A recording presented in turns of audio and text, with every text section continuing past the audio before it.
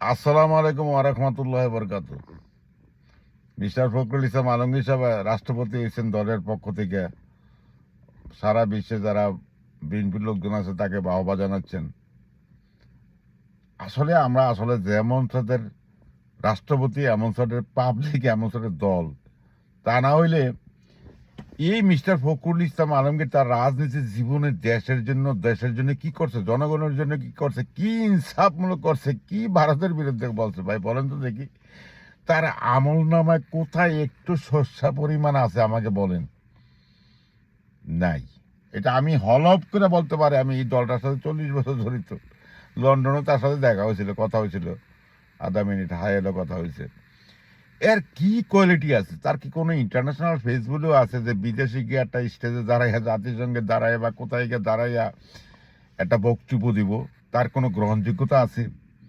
বাংলাদেশে 20 কোটি মানুষের মধ্যে কয়েক লক্ষ লোক আছে যাদের ফেস ভ্যালু আছে, যাদের স্মার্টনেস আছে, যারা ইন্টারন্যাশনাল ভ্যালু আছে। কিন্তু আমাদের দুর্ভাগ্য জাতি আমাদের জন্য। 16 বছর পরে এত আন্দোলনে, এত গুম খুন, নির্যাতনের পরে জাতি একটা আশা করছিল যে একটা সুন্দর সরকার আসবে।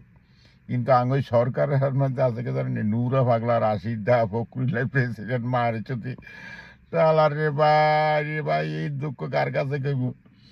এইটি দেখার বাকি ছিল। ওই যে কথায় আছে না, আখেরি জমানায় হাদিস কোরআনে আছে, কুত্তায় চাটবো বাঘের গাল।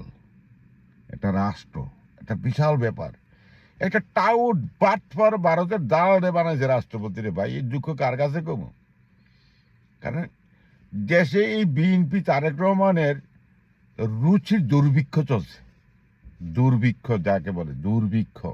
আল্লাহ একবার এইটা, এই হলো বাংলাদেশের অবস্থা রে ভাই।